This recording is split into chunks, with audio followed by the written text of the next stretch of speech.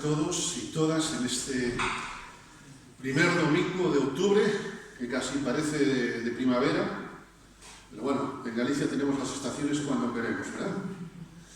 En Sevilla este año he sabido que el invierno fue un jueves a la tarde, así que nosotros también, pues cómo no, tenemos esto. Un saludo a todos y todas en esta mañana, también a los que nos ven por las redes, y muy especialmente a los que nos ven quizá desde fuera de Galicia, también pues nuestro saludo, y ojalá lo que en esta mañana vamos a compartir también llegue a los corazones. Como hemos dicho en sesiones anteriores, hace ya varias semanas, la vida espiritual, la vida del cristiano, y cuando yo pienso en vida del cristiano, pienso en vida no solamente en reunión, sino en el trabajo, en la cola del supermercado, en el semáforo, etc. Nuestra vida está llena de conflictos, sobre todo un conflicto espiritual. No tenemos lucha contra sangre, sino contra principados y potestades. Tenemos un conflicto. Es más, y me atrevo a decir que el día que no hemos tenido una lucha con Satanás casi es un día perdido, porque significa que es un día que no hemos tenido victorias. Hay una frase por ahí que circula, dice, si un día sin una sonrisa es un día perdido. Yo creo que es algo más profundo, una sonrisa la puedes fingir. Pero un día sin una victoria es un día sin haber crecido en el Señor. Y las plantas no crecen de semana en semana, sino de día en día. Decía el apóstol Pablo a los Gálatas, andad en el Espíritu y no satisfagáis los deseos de la carne, porque el deseo de la carne es contra el Espíritu, y el del Espíritu es contra la carne, y estos se oponen entre sí para que no hagáis lo que quisierais. Nos preguntábamos cómo vencer a la carne, cómo vencer nuestro espíritu a la carne, cómo tener la victoria sobre nuestra carne. Y hemos visto ya hace varias semanas que vencemos no descuidando precisamente nuestra comunión con el Señor. Andad en el Espíritu y no satisfagáis los deseos de la carne. Quiero llevaros en esta mañana a 2 de Corintios, capítulo 2, versículo 11. Segunda epístola del apóstol Pablo a los Corintios, el capítulo 2 y versículo 11. Dice el apóstol Pablo, Satanás no gane ventaja alguna sobre nosotros, pues no ignoramos sus maquinaciones. Que Satanás no gane ventaja alguna sobre nosotros. Hay una expresión que no es cristiana, pero creo que viene muy bien para esto, al enemigo ni agua. Esto es lo que dice el apóstol Pablo. Satanás, queridos hermanos, hemos de decirlo, no desaprovecha o intenta no desaprovechar ninguna oportunidad para hacernos caer. Recordamos, Satanás anda como león rugiente buscando a quien cepillarse, a quien tragarse, a quien devorar, a quien triturar, me atrevo a decir. Satanás no es omnipotente. Omnipotente solo es Dios. De hecho, no es omnipotente, y cuando Satanás nos tienta es porque, como bien recordamos en el caso de Job, Dios también lo permite. Cuando hay una tentación, dice el apóstol Pablo, no nos ha venido ninguna tentación que no sea humana, porque fiel es Dios que con la tentación nos dará la salida. Con la prueba nos dará la salida. Literalmente es la vía de escape. Y usa una palabra que es la idea de las escaleras de emergencia. Sabéis que en muchos edificios hay escaleras, salidas, puertas de emergencia. Aquí también tenemos alguna puerta de emergencia. Es decir, cuando Dios permite que haya aún Satanás nos tiente, Dios nos está dando alguna escalera, alguna puerta de salida para poder salir. ¿Qué pues sucede? Hace algunos años, quizá los que sois de mi edad, un poco más o menos, recordaréis que en Madrid hubo un incendio donde murieron 100 y pico de personas en una discoteca, en Alcalá, en la calle Alcalá, ¿verdad? El problema no era que no hubiese medios para extinguir el fuego. El problema no fue que no hubiese puertas de emergencia, el problema fue que no estaba bien señalizado, y sobre todo el gran problema fue que las puertas estaban tapadas. Se habían puesto cajas de botellas de bebidas, se habían puesto cosas, como nunca había hecho falta, se había ido ir poniendo pues un día una cosita, otro día otra. Nosotros los creyentes, en cierto modo, hacemos así. Muchas veces ponemos, y en esta mañana vamos a ver algunas, cajitas que van impidiendo que cuando llegue la salida no sepamos por dónde salir. Y después La culpa, a veces decimos, es de Satanás. Dice el apóstol Pedro, cuando habla de que Satanás anda como león rugiente buscando a quien devorar, fijaros lo que dice. Siguiente versículo dice, resistidlo firmes en la fe. Los ataques de Satanás no son los de un osito de peluche, ¿me entendéis? Los ataques de Satanás van no solamente, Satanás no quiere hacernos daño, Satanás quiere destruirnos. Porque si tú dices, Satanás solamente me quiere hacer daño, bueno, pues vale. Es como cuando un niño se enfada, bueno, te da la matar, pues sabes que no te quiere matar, pues se supone. Pero Satanás quiere destruir. Satanás no quiere hacer daño, Satanás quiere destruir. Una trampa muy sutil de Satanás, una caja, usando la ilustración que acabo de poner, que a veces ponemos un impedimento que a veces ponemos en esa vía de salida, y que es un impedimento, queridos hermanos, muy sutil. Es una debilidad, en definitiva, de nuestra carne, es que nos creamos que conocemos todo de Dios. O que sabemos todo de Dios. Que tú me puedes decir lo que quieras, pero yo te voy a decir otra cosa, no te preocupes. No estoy justificando, creo que tampoco la Escritura, y me baso en lo que dice la Escritura, que tengamos que sermonear a los demás. Pero a veces hacemos más una guerra de versículos que en vez de escuchar la voz de Dios a través de la palabra. Y me cojo a este versículo porque me interesa más que el otro. Es una trampa de Satanás. Una de las cosas que quizá con los años nos vamos acostumbrando los creyentes, nos vamos mal acostumbrando, una calcificación, valga la expresión, que no es buena para nuestros huesos espirituales, es el hecho de creernos que sabemos todo. Porque quien cree que lo sabe todo, no busca crecer. Si yo me lo sé todo, no necesito.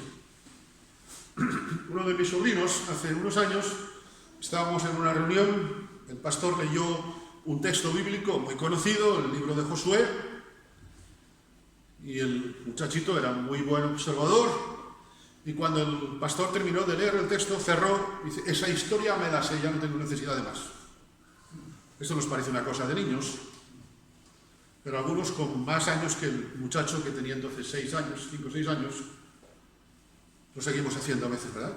¿Quién no está libre de caer?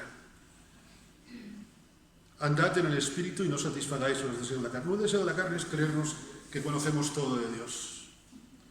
Y una de las cosas que en los últimos años, y os lo comparto como testimonio, y ojalá os pueda inspirar, no soy ejemplo de nada, y lo digo delante del Señor con temor, es que le pido al Señor que no me enseñe a creer en lo que sé que creo, sino que me enseñe a creer en Él más cada día. Una expresión que me escucharéis, que últimamente estoy repitiendo mucho, es que creo que el Señor nos llama a ser inconformistas. Hay un árbol en Tenerife, en el Conde de los Vinos, que se calcula que tiene unos 2000 y pico de años. Otros dicen que 800. Bueno, quítale 2000, pero aún así son 800. Y el árbol todavía florece. No se lo sabe todo. Cuando yo creo que sé todo de Dios, no busco de Dios. ¿Por qué? Porque me creo autosuficiente. Y os recordáis que esta es precisamente la primera trampa que Satanás quiso poner para devorarnos. Génesis capítulo 3. El día que comáis, seréis como dioses. Ya ese día no necesitáis más de Dios. Cuando creo que lo sé todo de Dios, me hace depender menos de Él. Cuando creemos que lo sabemos todo, dependemos menos de Dios. Y a veces, yo sé que hay 4 evangelios, pero a veces hemos hecho el 5.º evangelio, el de San Yo. Hay San Mateo, San Lucas, San Marcos, San Juan y después está el San Yo. Que este es una Macedonia de versículos. Y encima le ponemos nuestro almíbar. ¿Entendéis la ironía y entendéis la lección, verdad? El texto dice que Satanás no gane alguna ventaja sobre nosotros. no sobre nosotros. No, fijaros, a mí me gustaría en esta mañana que cada uno de nosotros saliese de aquí, empezando por un servidor, pensando que Satanás no gane alguna ventaja sobre mí. No pienses ahora en el de al lado, en la de al lado, que son unos pecadores que ni te cuento. Y el pastor ya no me lo bueno. Que Satanás no gane alguna ventaja sobre ti. Suelo emocionarme a veces, pero lo que más lágrimas me causa es cuando veo que Satanás tiene victoria sobre mí en cosas que yo creía que tenía superadas. Recientemente he tenido una situación así. Son momentos duros, pero momentos en los cuales, como Pedro, tenemos que clamar: Señor, ten misericordia de mí. Cuando me creo que lo sé todo, entonces pienso que venzo al enemigo por lo que me sé. ¿Recordáis? Esta fue la experiencia que le pasó a los discípulos. Señor, manda fuego sobre estas ciudades que no nos hicieron caso. ¿Qué dependían los discípulos? ¿De qué dependían? ¿De Jesús? Dependían más de lo que creían conocer de Jesús. Lo que va a llegar a los demás, lo que yo puedo transmitir a los demás, no es que vean cómo Jesús vive en mí, sino que vean a Jesús viviendo en mí. No es que yo les diga: mira, Jesús vive en mí, por esto hace lo otro. No. Como decía un hermano, ¿verdad? El testimonio, a veces hay que hablar. Como decía el Quijote, obras son amores y no buenas razones. Si no andamos por el Espíritu, todo lo que no sea andar por el Espíritu, y lo leíamos en Gálatas 5, es satisfacer los deseos de la carne. Y no se trata, queridos hermanos, como algunos, de estar con un látigo ahí dándonos el látigo. Hombre, si te hace gracia eso, pues hazlo, pero espiritualmente eso no tiene ningún sentido. No satisfacer los deseos de la carne, es decir, dar gloria al Espíritu, es buscar a Cristo. Cantábamos hace un instante: muestra a Cristo. Cuando lo cantaba, yo pedía perdón al Señor porque reconozco que muchas veces no lo muestro. No sé si a vosotros os pasa, ¿no? ¿Os pasa a vosotros también? Me alegro que ninguno levante la mano y diga: no, a mí no me pasa. No es que me alegre, pero me doy cuenta que necesitáis de Cristo como yo, y yo necesito como vosotros. Estamos todos en el mismo saco, con el mismo pico. Otra de las cosas que supone el darle lugar a Satanás, el darle ventaja a Satanás, es cómo usamos nuestra vista. Porque en función de lo que yo dependa de Dios, si yo me creo que conozco todo de Dios, entonces no cuido mi vista. Muchas personas que han perdido la vista de mayores, algunos a veces dicen: uy, ojalá hubiera empleado mi vista en otra cosa, hubiera visto otras cosas. ¿En qué empleamos nuestra vista? Quiero llevaros a 1 de Tesalonicenses, capítulo 5. Y es un versículo que conocemos, y como es pequeño muchas veces lo pasamos por encima, casi como la letra pequeña cuando firmas una hipoteca, ¿no? Pero fijaros, dice en 1 de Tesalonicenses 5, leo a partir del versículo 16. Estad siempre gozosos, orad sin cesar, dad gracias en todo, porque esta es la voluntad de Dios para con vosotros en Cristo Jesús. No apaguéis al Espíritu, no menospreciéis las profecías, examinadlo todo, retened lo bueno, absteneos de toda especie de mal. Examinadlo todo, retened lo bueno. La Nueva Versión Internacional castellana se traduce este versículo 21: sometedlo todo a prueba, aferraos a lo bueno. No es solamente quedar aquello, sino aferrarme. Los koalas me gusta verlos como se aferran, ¿verdad? Un niño cuando tiene miedo, ¿qué es lo que hace? Vosotros alguna experiencia tendréis ya, Matías, ¿no? Cuando sienten, se aferran los niños, ¿sí o no? Como he hecho yo de menos los brazos de mi madre cuando era niño. Nos aferramos, ¿verdad? Cuando tú te aferras a algo, no te bajas, permitidme la expresión, ni con agua caliente. Pero primero hay que someterlo todo a prueba. A veces nos aferramos a cosas simplemente porque las hemos visto y empleamos nuestra vista. Vivimos la que se llama la cultura, la sociedad del ocio. La sociedad nos obliga a ver cosas que no son precisamente edificantes, cosas que... Hablábamos Marisa y yo de cierta cuestión de televisión de hace unos años, que era todo un escándalo. Y decíamos, en el Monqueño, en aquel momento era un escándalo. Hoy ya no es que sea normal, hoy ya es que... Bueno, ¿cómo hemos cambiado, verdad? O cómo cambia la sociedad, Dios quiera que no seamos nosotros. El ocio nos obliga a ver cosas que no son precisamente edificantes. Es más, vivimos en la cultura del zapping. Antes no había mando y mandabas al chiquillo a cambiar el canal de televisión.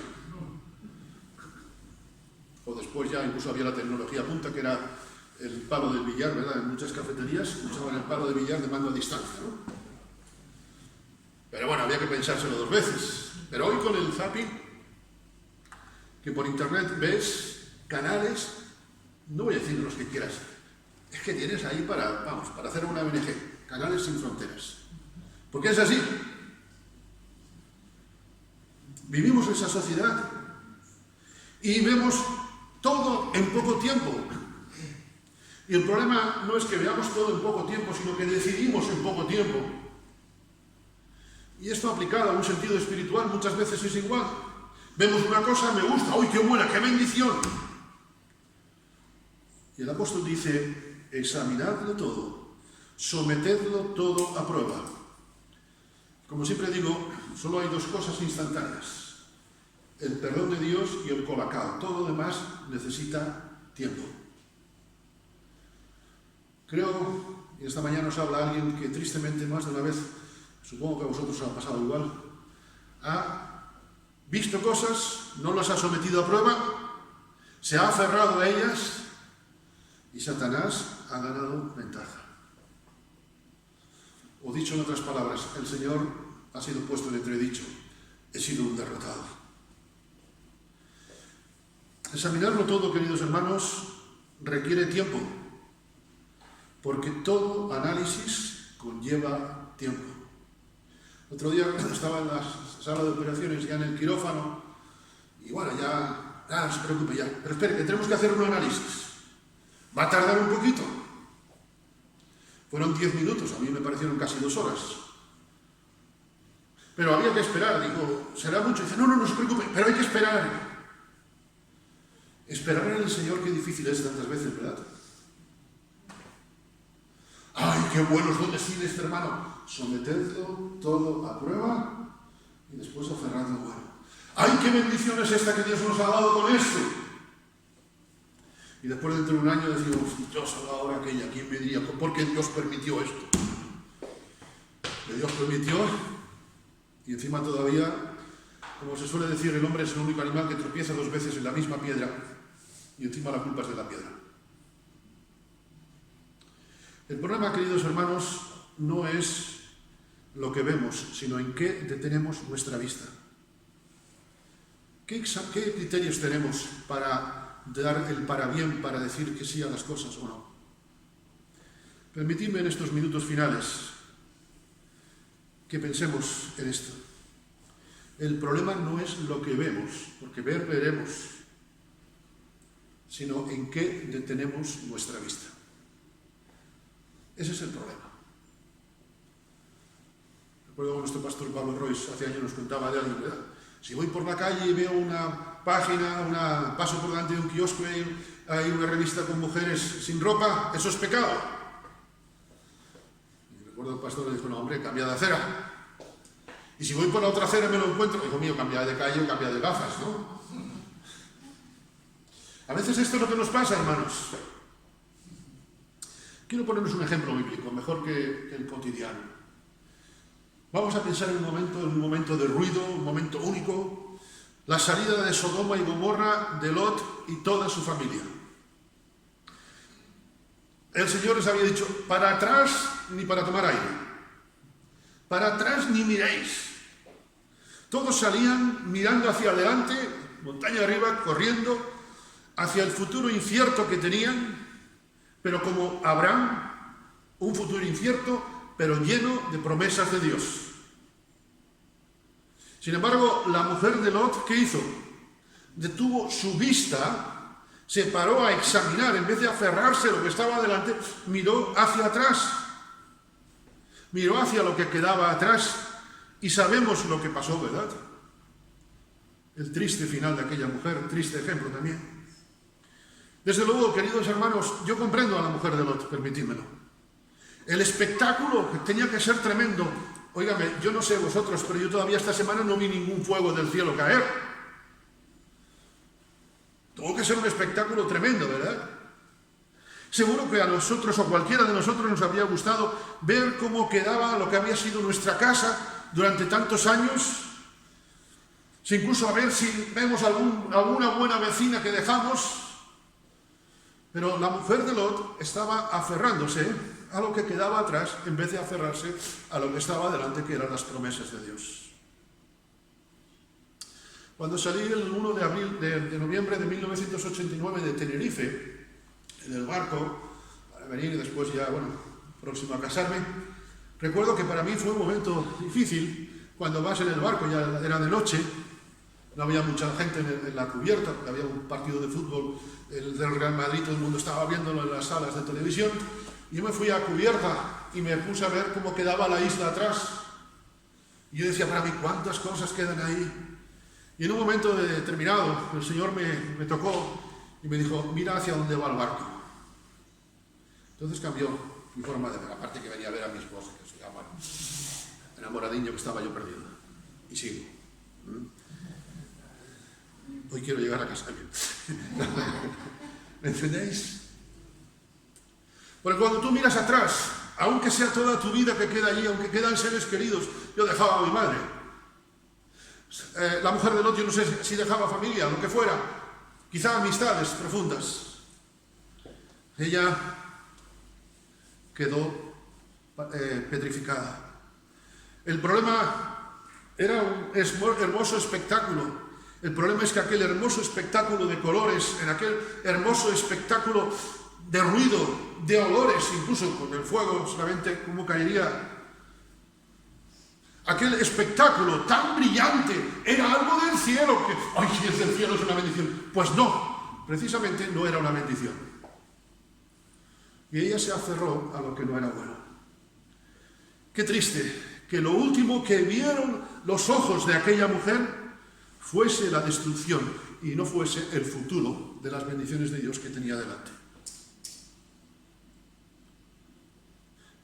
A mí me gustaría muchas veces he pensado, ¿qué será lo último que diré? ¿Qué será lo último que veré? Y pido a Dios que sea algo que le honre y le glorifique. Que miremos hacia esas promesas de que Dios tiene para nosotros. Qué triste, qué dramático, qué terrible, que lo último en lo que empleó su vista aquella mujer, aquellos dos ojos preciosos que Lot vería cada mañana, seguro, qué triste que lo último que vieron aquellos ojos fuese destrucción y no bendición. Algo que destruía, no algo que edificaba.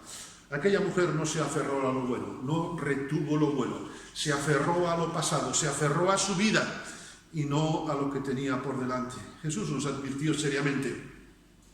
Leemos en Lucas 17, 32, 33. Acordaos de la mujer de Lot. Todo el que procure salvar su vida la perderá, y todo el que pierda la vida la salvará. Acordaos de la mujer de Lot. Apliquemos a nuestra vista lo dicho por el profeta, por el apóstol en nuestro texto, que hemos leído en 2 de Corintios, ¿verdad? Capítulo 2 y versículo 11. Que Satanás no gane alguna ventaja sobre nosotros, porque no ignoramos sus maquinaciones. No ignoramos su mala uva, no ignoramos su astucia, sus tretas. Queridos hermanos, concluimos. Ojalá cada uno en esta mañana pueda aferrarse en esta mañana, en este día, en esta semana, en toda nuestra vida, y decir, Señor, quiero vivir como lo que soy, como un más que vencedor. No quiero que Satanás gane alguna ventaja sobre mí. Quiero saber depender de ti. Si la muerte nos viene ahora, vale, diríamos, ¡ay, qué bien! Nos pilla en el culto, mira qué bien, qué bonito. ¡Ay! Musiquita de violines, después Matías tocaría la guitarra, pero no, esto no es. Si nos viene durante la semana, nos honraría o nos dejaría en evidencia. Que el Señor los bendiga.